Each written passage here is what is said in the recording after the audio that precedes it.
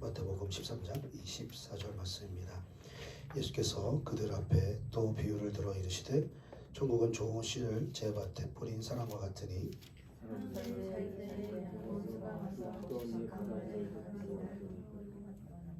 싹이 나고 결실할 때에 가라지도 보이거늘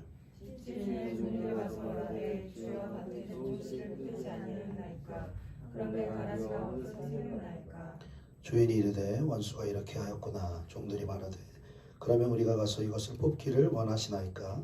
주인이 이르되 가만두라. 가라지를 뽑다가 곡식까지 뽑을까 염려하니라. 둘 다 추수 때까지 함께 자라게 두라. 추수 때에 내가 추수꾼들에게 말하기를 가라지는 먼저 거두어 불사르게 단으로 묶고 곡식은 모아 내 곳간에 넣어라 하리라. 또 비유를 들어 이르시되 천국은 마치 사람이 자기 밭에 갖다 심은 자식을 같으니라. 이는 모든 씨보다 작은 것이로되 자란 후에는 풀보다 커서 나무가 되매 공중의 새들이 와서 그 가지에 깃들이느니라. 또 비유로 말씀하시되 천국은 마치 여자가 가로서 말 속에 갖다 넣어 전부 풀게 한 누룩과 같으니라. 아멘. 우리가 마태복음 13장을 쭉 거의 한 2주에 걸쳐서 이렇게 묵상을 한 것 같아요. 그래서 이제 드디어 이제 14장으로 넘어갔는데 13장 말씀을 여러분 보시면서 또 묵상하시면서 어떤 마음이 드셨습니까? 대비되는 이러한 대비점들이 계속 나오거든요.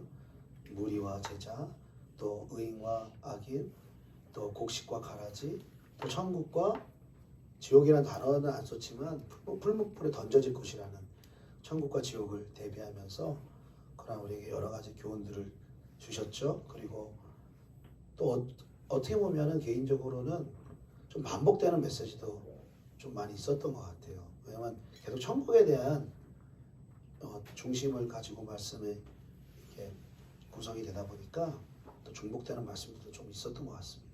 그래서 오늘은 마태복음 한 2주 정도 쭉 우리가 묵상을 했는데 총 정리를 좀 하면서 마태복음 13장에 나와 있는 그 하나님의 뜻을 또 우리가 상고해보고 또 그 뜻을 우리 마음 깊이 새길 수 있는 귀한 은혜의 시간이 되기를 바랍니다. 마태복음 13장 처음부터 좀 보기를 원하는데요.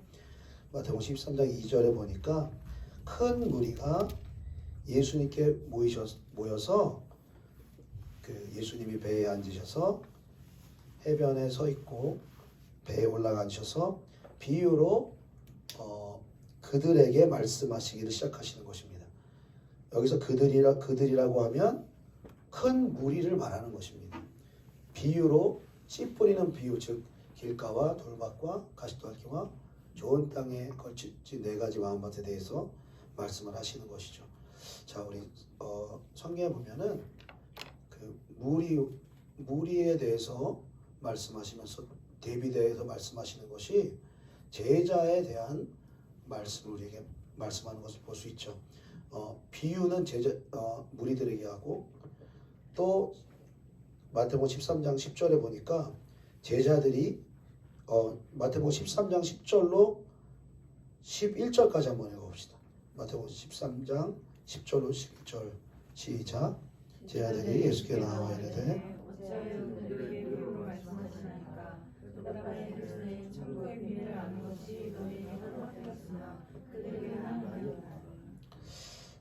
제자들이 그 말씀이 좀 어려웠던 것 같아요. 왜 비유로 말씀하십니까? 그 뜻이 뭡니까? 라고 물었을 때 예수님께서 말씀하시기를 천국의 비밀을 아는 것이 너희에게는 허락됐다.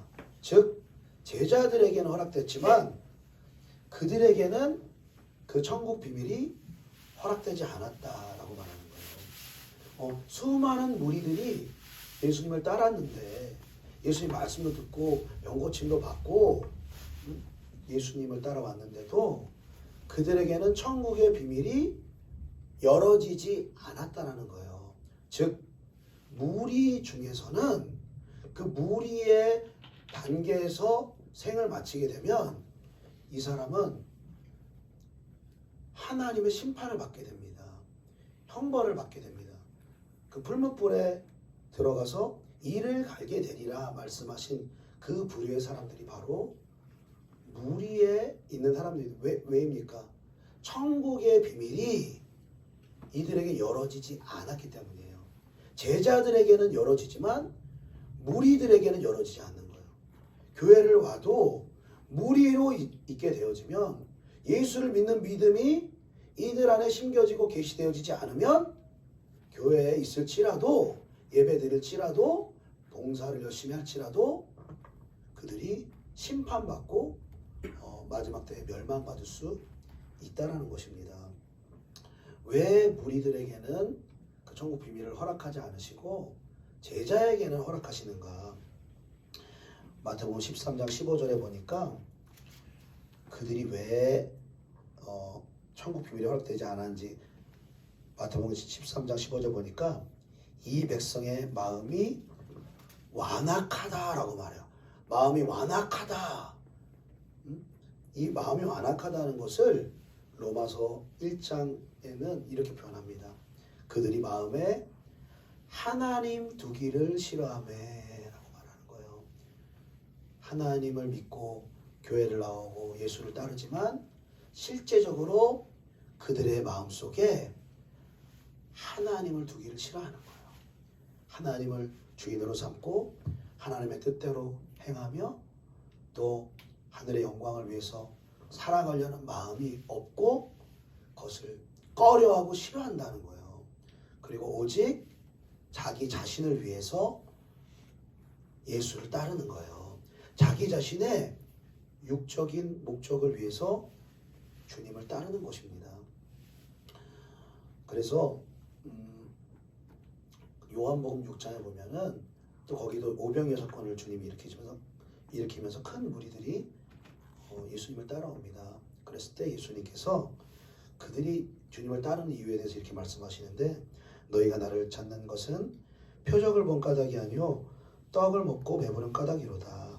썩을 양식을 위해서 일하지 말고 영생하도록 있는 양식을 위하여 하라 라고 주님 말씀하십니다. 즉 큰 무리 남자만 5,000명이 되는 여자와 아이까지 포함하면 2만 명 가까이 되는 그 큰 군중이 이 오병이어 사건을 일으킨 예수님께로 모여들었는데 예수님을 찾은 이유는 표적, 즉 영적인 영역의 것들을 위해서 온 것이 아니라 떡을 먹고 배부르려고, 즉 육적인 것만을 위해서 예수님을 찾는 사람들에 대해서 말하는 거예요. 그러면서 썩을 양식을 위하여, 즉 이 땅의 썩을 것들을 위해서 나를 따르지 말고 영생하도록 있는 양식을 위하여 나를 따르라. 주님 말씀하시는 것입니다. 물론 우리가 육의 것들을 주님께 구할 수 있습니다. 그리고 주기도문에도 오늘날 우리에게 일용할 양식을 주옵소서라고 우리의 필요에 대해서 구하라고 말씀하신 것입니다. 그리고 우리가 거듭난 지 얼마 안 되면 당연히 육성이 강할 수밖에 없는 거예요. 육의 정욕이 아직 성령 안에서 다스려진 적이 없고 혼의 생각과 마음이 하나님의 말씀으로 구원받고 변화되는 이 경험들이 없기 때문에 거듭난 지 얼마 안 됐다라면 육의 것을 구할 수 있습니다. 그러나 거듭난 지 5년이 지났는데, 거듭난 지 10년이 지났는데, 거듭난 지 수십 년이 지났는데도 여전히 육신의 것만을 찾는 사람들은 주님이 무서운 경고를 하시는 거예요. 그래서 나더러 주여 주여 하는 자마다 천국에 들어갈 것이 아니요 하나님의 뜻대로 하는 자라에 들어가리라. 그 마태복음 7장에 그 위에 있는 말씀 보면 열매를 통해서 내가 그들을 알리라 말씀하시는 것이죠.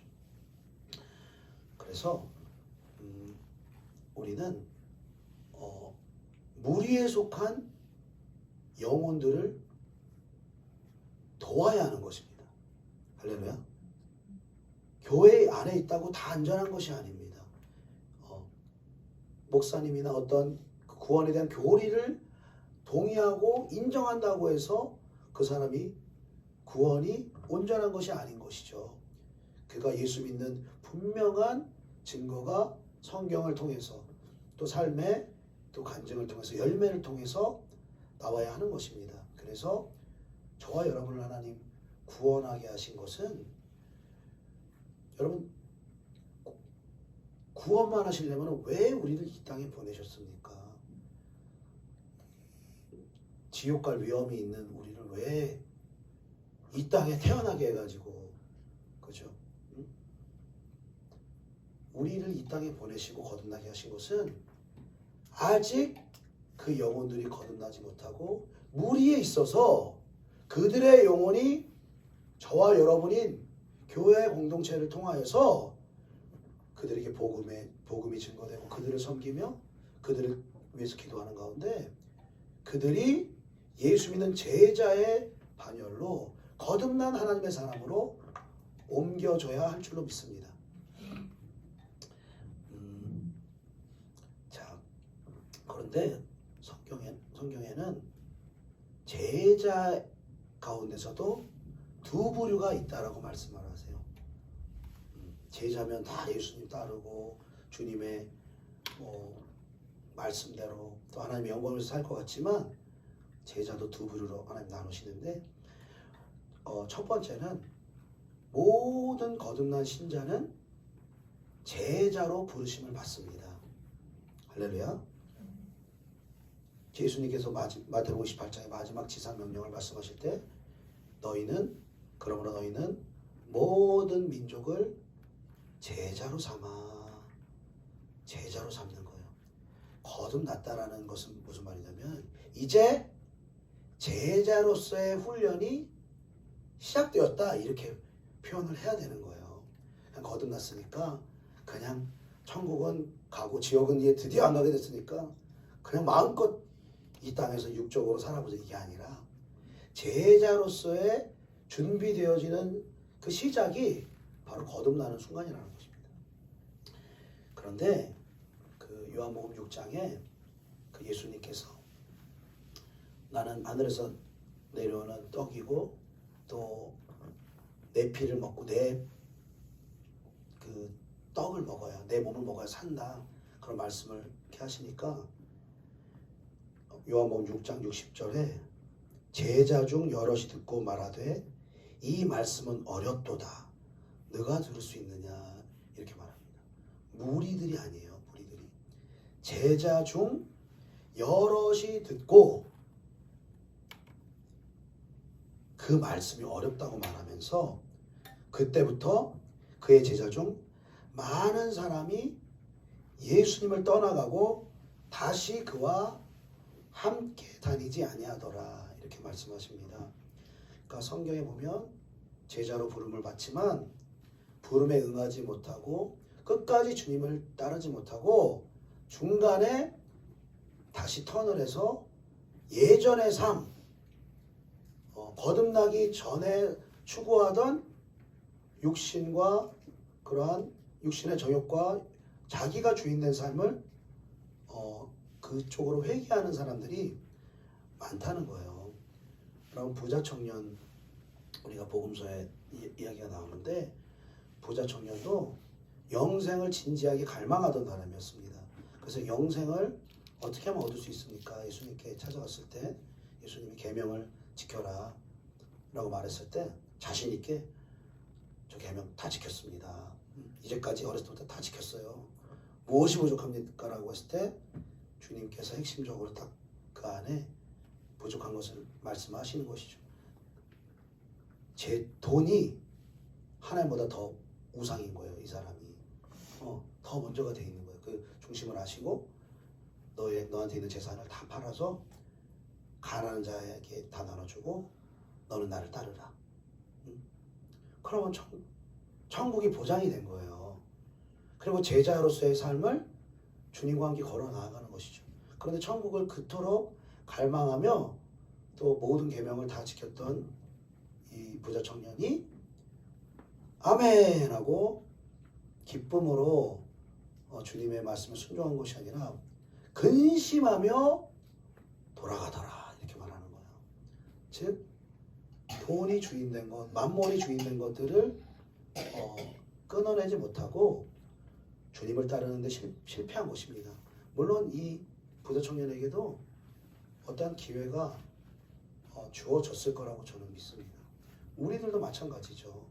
누구나 처음부터 어떤 제자로서의 어떤 그런 갖춰진 모습들, 영의 것들을 사모하며 하나님의 뜻을 행하기를 원하며 주님의 영광을 위한 삶을 우리가 머리로는 그렇게 알아도 삶으로 행하는 데는 우리가 어떤 일련의 영적인 작용들이 있어야 하고 하나님의 은혜의 과정들이 있어야 되고 그 안에서 또 우리가 세상 가운데 또 방황도 어떤 영역에서는 해봐야 돼요.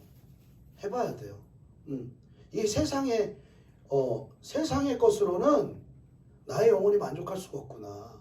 그리고 나의 힘으로는 구원에 이를 수 없고 그리고 영육 간의 모든 문제를 해결할 수 없구나.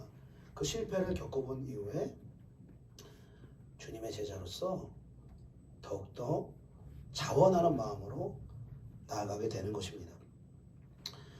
그래서 많은 제자들이 주님을 떠나갔을 때 12제자 중인 한 사람이 베드로가 주님께 나와서 예수님께서 12제자에게 너희도 가려느냐라고 물었을 때 베드로가 저의 영생의 말씀이 주께 있사오니 우리가 누구에게로 가오리까. 사랑하는 여러분, 우리는 이 땅을 살아가며 영생을 위해서 이 땅에 보냄을 받은 줄로 믿습니다. 우리의 영혼이 영원한 생명인 천국에 갈 뿐만 아니라 우리가 이 땅에서 하나님의 나라를 더 추구하고 더 사모하고 더 그것을 경험하면 할수록 우리를 통하여서 아직 영생에 들어오지 않은 무리 가운데 있는 심판에 처해 있는 그리고 제자로 부름받고 거듭났지만 여전히 육신으로 살아가는 이들을 구원하는 통로로 주님 우리를 세우실 것입니다.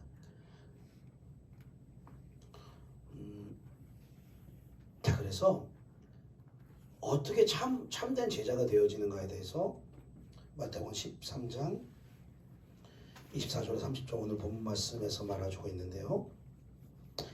24절 말씀 같이 읽어. 24절 25절 같이 시작. 예수께서 그들 앞에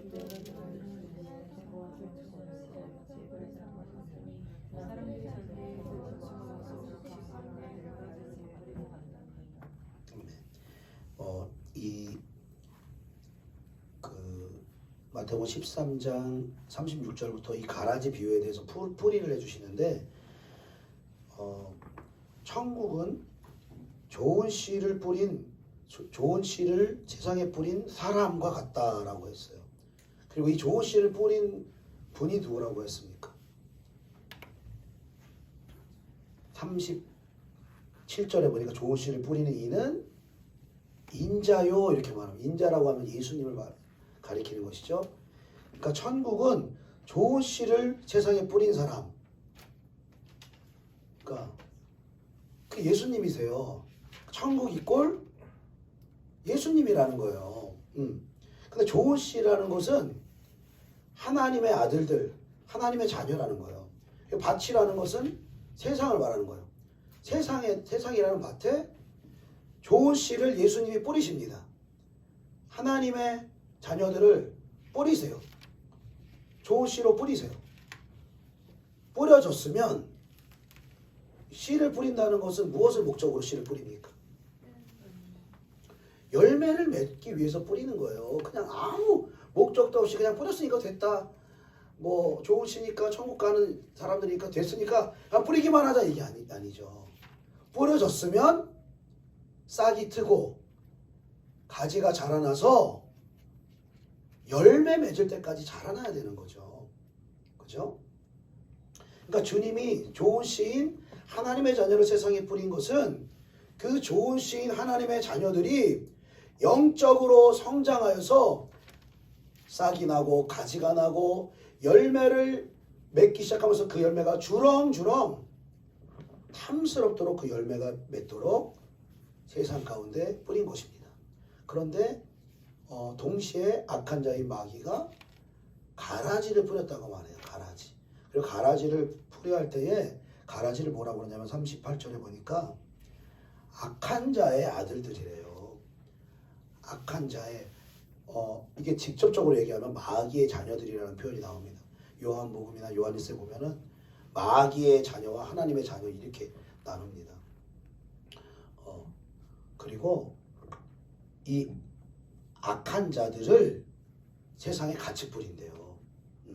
그리고 좋은 씨를 하나님의 자녀들을 세상에 뿌려서 자라나는데 가라지가 있으면 악한 자들이 있으면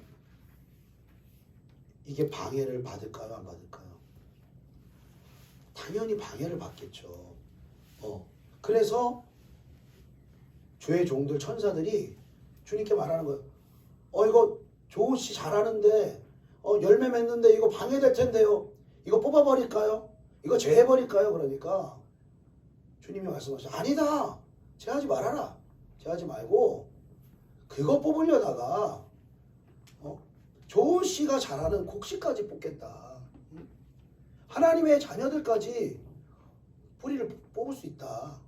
왜냐하면 이게 그 어떤 그 울창하게 어떤 밭에서 막 자라면은 이 가라지라는 게 잡초를 말하는 거잖아요.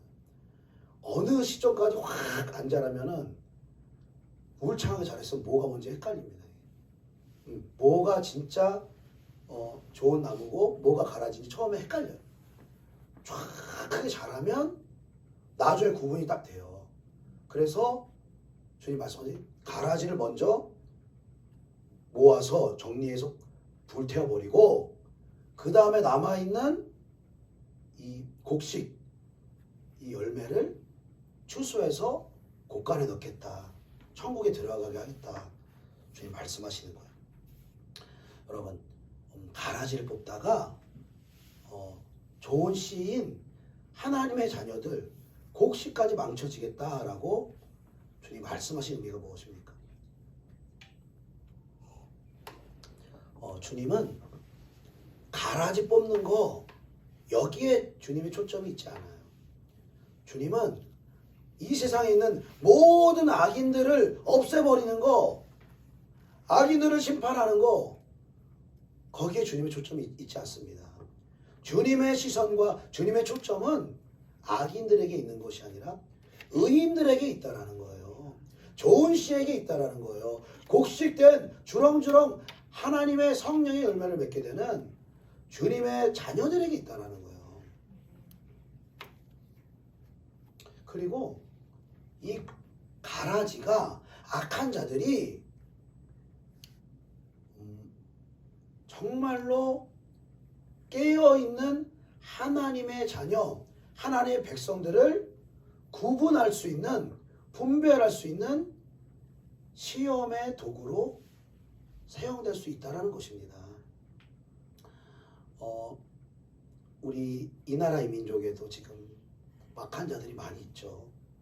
그리고 4월 우리가 총선에도 승리를 해야 됩니다만 주님은요 그 악한 사람에게 주목하지 않으세요. 악한 사람이 잘못돼서 누가 죽어서 누가 뭐 실수해서 거기에 주목하지 않으세요. 주님은 그 악한 자들 속에 있는 소수의 의인들에게 주목하시는 것입니다. 소수의 참된 제자들에게 주목하시는 것입니다. 이들이 하나님께 어떻게 순복하는가, 이들이 어떻게 하나님의 마음을 품고 기도하는가, 어떻게 이 나라 이 민족을 품고 회개하며 기도하겠는가, 이 의인들이 나오기를 기대하시는 거예요. 참된 제자들이 나오기를 기대하시는 거예요. 그리고 참된 제자, 참된 의인이 합심하여 회개하며 이 나라를 위해서 기도할 때 그때에 악인들을 추려내시고 악인들이 불못불에 던져질 수 있도록 하나님 역사하시는 거예요. 의인이 준비되지도 않고 제자로 준비되어지지도 않고 교회가 깨어있지도 않고 그냥 악인들만 처단해 주세요. 결코 하나님의 뜻이 아닌 것입니다. 오히려 교회가 저와 여러분이 나 자신의 죄를 바라보며 나 자신 안에 있는 들보를 바라보며 애통해하며 주님 회개하기를 원하시는 것입니다. 여러분 소돔과 고모라가 그 창세기 19장에 보면 멸망을 합니다. 죄가 관영에서 멸망을 하는데 죄의 관점에 있어서는 그 악한 사람들의 죄 때문에 소돔 땅이 심판을 받죠. 그런데 창세기 18장에 보니까 끝물에 보니까 아브라함이 그 소돔을 심판하러 이제 두 천사 갔고 이제 그곳에 남아 계신 주님께 간구하는 거예요. 그 소돔 땅에 의인 50명이 있어도 저 땅을 멸하시겠습니까? 그러니까 주님 말씀하시길 의인 50명 있으면 내가 멸하지 않겠다. 주님 죄송합니다. 40명 있으면 어떻게 하실 것입니까? 그럼 멸하지 않겠다. 30명 있으면요. 20명 있으면요. 마지막입니다. 10명 있으면요. 그 10명 있으면 내가 사해 주겠다. 아마 5명, 3명까지 가도 똑같은 결과였을 것입니다. 악인들 때문에 멸망하는 것 같지만 하나님의 관점에서 뭐냐? 그 땅에 의인이 한 사람이라도 있었다라면 그 소돔 땅이 멸망하지 않았을 거라는 거예요. 예레미야 5장 1절에 너희는 예루살렘 거리로 빨리 다니며 그 넓은 거리에서 찾아보고 알라. 너희가 만일 정의를 행하며 진리를 구하는 자를 한 사람이라도 찾으면 내가 이 성읍을 용서하리라. 죄악이 관영한 이제 이스라엘과 예루살렘이 이제 멸망하기 직전에 있는데 주님이 단식하시며 말씀하시는 거예요. 왜 이들의 성에는 정의를 하며 진리를 구하는 의인이 한 사람도 없느냐? 주님이 탄식하시면 한 사람이라도 있었다면 그 심판을 연장시키고 심판을 물러가게 할 수 있었을 텐데 말씀하시는 거예요. 이스라엘의 모든 이스라엘 백성들이 금송아지 사건으로 우상 숭배를 하고 죄를 짓는 거예요. 하나님 가장 싫어하시는 금송아지 죄를 우상 숭배 죄를 짓는 거예요. 아론까지 합사해가지고 대제사장까지 합사해서 죄를 지었잖아요. 그래서 하나님이 모세에게 말씀하셨어요. 내가 널 따로 세우겠다. 너를 따로 세워서 저 민족들은 완전히 다 멸절시키고 너를 통해서 다시 새로 시작하겠다. 이렇게 말씀하십니다. 그때 모세가 그렇게 모세를 그렇게 괴롭혔잖아요.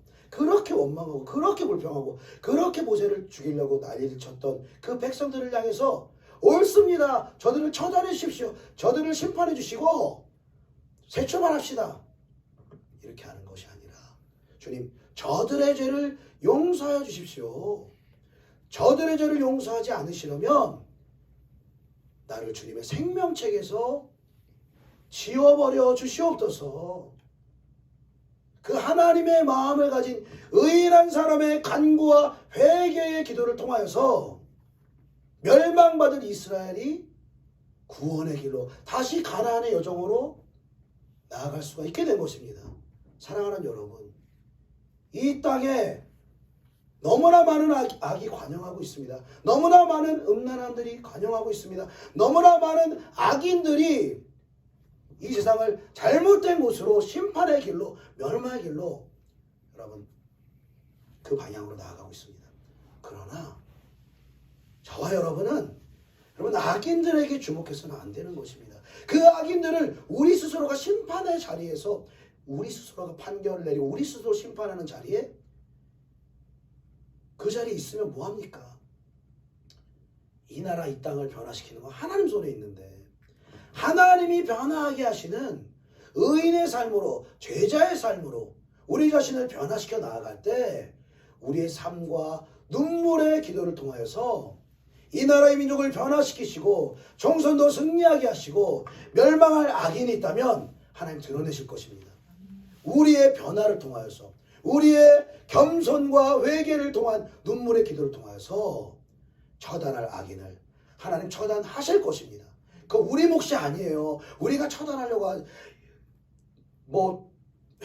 저희가 전문 용어로 전 대통령 욕하면서 그놈의 삐리리 그럼 우리 욕은 좀 솔직히 통쾌해요. 막 이렇게 욕하면 통쾌하지만 아무런 하나님이 일하는 그 역사가 아무것도 없어요. 그냥 우리의 욕만 막 하고 거기다 마귀가 기름 부으면 막 분노로 혈기로 여러분 다른 진영에 있는 사람들하고도요 절대로 혈기가 우리 안에 충천해지면요 그 영혼 그 안에서도 예수께로 나올 영혼이 있고 자유 대한민국을 알아야 될 영혼들이 있는데 우리가 어떤 판단이나 혈기를 통해서 그들에게 좋은 말을 해주면요 그들은 예수 쪽으로 진리 쪽으로 자유우파 쪽으로 절대로 돌아서지 않습니다. 그 자리에 그냥 머물러 있을 수밖에 없어요. 왜? 우리 육으로 한 거기 때문에. 오히려 하나님의 긍휼의 마음이 부어지면 그들이 말하는 거를 좀 이렇게 들어줄 수 있는 공간이 생겨요. 그리고 저들이 어떤 교육을 못 받았구나. 저들이 정말 속고 있구나. 어떤 이해하는 마음을 주시면서 어떤 대화를 이렇게 이끌어가면서 성령이 운행하시는 이렇게 대화가 되면 그들이 조금씩 마음이 열리고 조금씩 마음이 열리고 조금씩 마음이 열리면서 하나님이 그들을 바꾸셔야지 되지. 막 개념 없다 잘못됐다 이런 방식으로는 여러분 그게 우리 사람의 의라는 거예요. 사람의 의로는 여러분 한 사람도 바꿀 수가 없습니다. 우리 자신도 못 바꿔요. 하나님의 의인 예수 그리스도만이 사람을 바꿀 수 있는 줄로 믿습니다. 여러분 의인이 누굽니까? 의인이 누구예요? 천국에 갈 자가 의인이라고 말하는데 의인과 악인을 가르는데 의인이 누구입니까?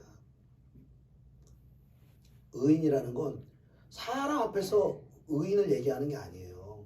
여러분 천국에 갈 의인이라는 것은 하나님 앞에서 의인을 말하는 거예요. 내가 다른 사람보다 조금 더 많이 알고 조금 더 바르고 조금 더 도덕적이고 사람 앞에서 인간적으로 이 땅에서는 의미가 있을지 모르겠지만 하나님 앞에 가면은 내가 다른 사람보다 좀 더 많이 알고 좀 더 바르게 알고 좀 더 도덕적이고 아무런 가치가 없습니다. 여러분 하나님 앞에서는 의인은 없으되 한 사람도 없다라고 말씀하세요. 다 치우쳐서 죄악된 길로 악한 길로 나아간다라는 거예요. 그리고 하나님은 누구를 의인이라고 말씀하시냐? 로마서 1장 17절에 복음에는 하나님의 의가 나타나서 믿음으로 믿음에 이르게 하나니 오직 의인은 믿음으로 말미암아 살리라 한 것 같으니라. 할렐루야. 의인은 여러분 도덕적인 사람이 의인이 아니에요. 남보다 좀 더 많이 알고 좀 더 바르게 알고 좀 더 착하고 이런 사람이 아니에요. 모든 사람 앞에서의 의인일지라도 하나님 앞에 서면 죄인 중에 괴수인 거예요.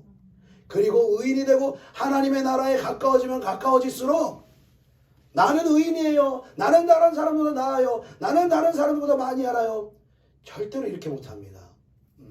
하나님의 가까이 더 그 천국에 가까이 갈 의인일수록 자기를 어떻게 보는지 아십니까? 나는 죄인 중에 괴수입니다. 이렇게 말해요. 왜? 그 주님의 존전 앞에 자기를 인식하는 거거든요.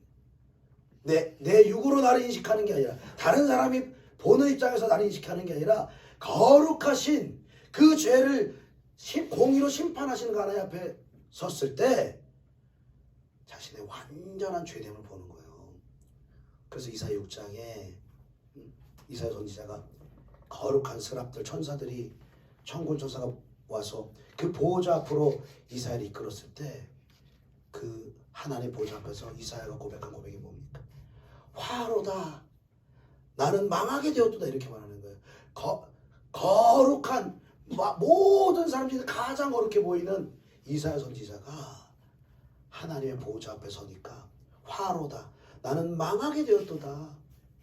자기 죄 때문에 망하게 되었다는 거예요. 그때 하나님의 그 숯이 이사야에게 닿자 이사야가 거룩함을 덧입는 것입니다. 여러분 의인이라는 것은 자기 의를 가지고 살아가는 게 아니에요. 오직 의인은 믿음으로 말미암아 즉 예수 그리스도의 의를 믿는 사람을 말하는 거예요. 예수 그리스도의 의를 덧입는 사람을 말하는 거예요. 예수 그리스도의 의를 전적으로 의지하는 사람을 말하는 것입니다. 그래서 의인이 되면 될수록 하나님의 나라에 가까워지면 가까워질수록 이 사람은 자기의 의를 의롭게 여기지 않습니다. 자기의 생각을 의롭게 여기지 않습니다. 자기의 경험을 의롭게 여기지 않습니다. 의인된 사람은 하나님의 경험을 의롭게 여기는 것입니다. 하나님의 생각을 의롭게 여기시는 것입니다. 하나님의 말씀을 의롭게 여기는 것입니다. 그리고 나를 위해서 오직 의로 이 땅을 살아가신 예수 그리스도의 의, 그 의만을 믿고 그 의만을 높이고 그 의만을 의지하며 살아가는 것입니다. 그럴 때 그분의 의가 바로 나의 의가 되는 거예요.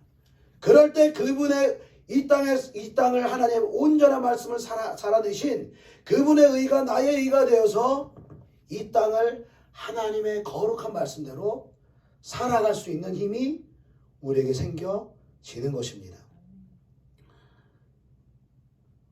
사랑하는 여러분, 마태복음 13장 44절에 보니까 천국은 마치 밭에 감추인 보화와 같다. 그리고 이 보화를 발견한 사람이 이를 발견한 후 숨겨두고 기뻐하며 돌아가서 자기 소유를 다 팔아서 그 밭을 샀다, 이렇게 말하고 있어요. 천국은 뭐와 같다라고 한 것이 밭에 감추인 보화와 같다. 그럼 아까 보세요.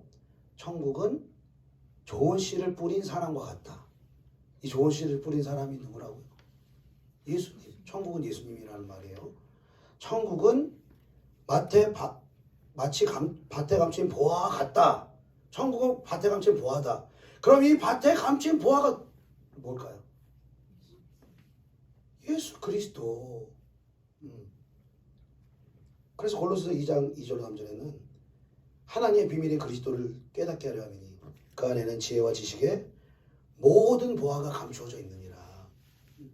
예수 그리스도 안에 하나님의 지혜가, 하나님의 능력이, 하나님의 사랑이, 하나님의 응답이, 하나님의 축복이, 하나님의 모든 것이 예수 그리스도 안에 감춰져 있다는 거예요.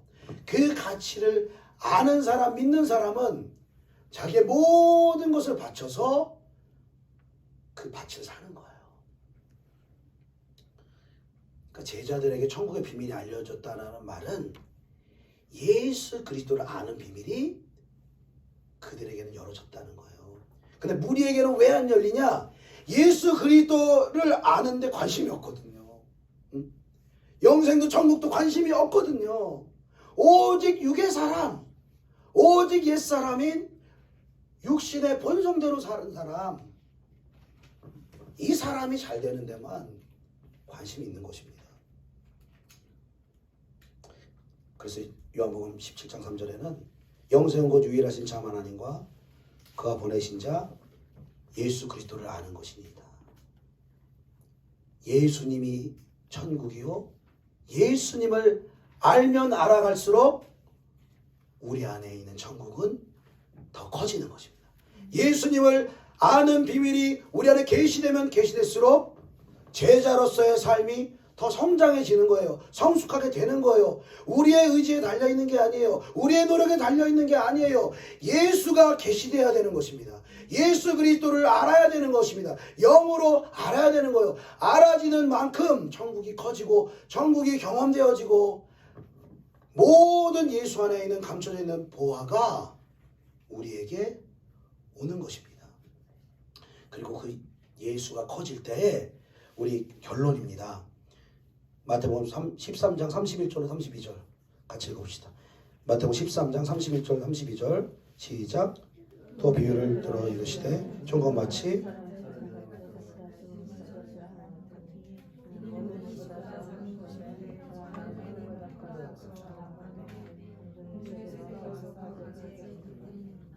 아멘. 자, 또 천국은 뭐뭐와 같다라고 했을 때 마치 사람이 자기 밭에 갖다 심은 겨자씨 하나에 같다. 천국은 겨자씨 한 알이다. 그럼 겨자씨 한 알이 뭐라는 거예요? 예수님이라는 거예요. 예수님. 하나님의 말씀이 예수님이에요. 말씀이 육신이 되어 우리 가운데 거하시는 분이 예수님이십니다. 겨자씨 한 알이 예수님이 우리 안에 심기는 거예요. 그리고 그 예수라는 그 씨앗이 자라나면 그 모든 풀과 모든 나무보다 커져서 공중의 새들이 와서 그 가지에 깃들이느니라. 할렐루야. 하나님이 우리에게 이 일을 하게 하시길 원하세요. 예수라는 씨앗을 뿌리고 예수라는 나무가 자라나서 예수로 살고 예수를 믿고 예수를 알고 예수를 위해 살고 죽는 예수가 내 안에 자라나면 천국이 내 안에서 자라나는 것입니다. 천국이 커지면 공중의 새들이 수많은 내 주변에 있는 무리들이 제자의 삶을 살아내지 못하는 수많은 육신에 속한 영적 어린아이들이 내 안에 있는 예수 그리스도를 보며 그 생명력을 보며 우리에게 와서 쉼을 얻고 구원을 받고 영적으로 성장할 수 있는 놀라운 은혜가 주어지는 것입니다. 사랑하는 여러분, 이 예수 그리스도를 날마다 사모할 수 있기를 축복합니다. 날마다 이 예수를 여러분 추구하시기 바랍니다. 우리가 말씀을 보는 거요, 우리가 기도하는 거요, 우리가 말씀대로 행하려고 하는 거요, 단순히 말씀을 보는 것 자체가 의미가 있는 것이 아닙니다. 단순히 기도하는 게 의미가 있는 것이 아니에요. 말씀을 봄으로 인해서 말씀이 육신이 되신 예수 그리스도를 아는 것이 목적인 것입니다. 예수 그리스도를 알 때 말씀 안에서 천국의 보화를 발견하게 되는 거예요. 기도 가운데 예수님의 기도를 우리가 본받게 되어지는 가운데 성령이 우리 가운데 역사하시고 하늘의 신령한 기쁨과 은혜가 우리의 기도 가운데 나타나야 할 줄로 믿습니다. 예수의 충만, 예수의 우리 안에는 예수에 대한 성장이 저와 여러분에게 날마다 있어서 저 여러분이 예수를 더 사랑하고 또 예수를 더 믿게 되고 예수를 더 의지하는 귀하고 복된 여러분의 삶이 되시기를 주님의 이름으로 축복합니다. 기도하겠습니다.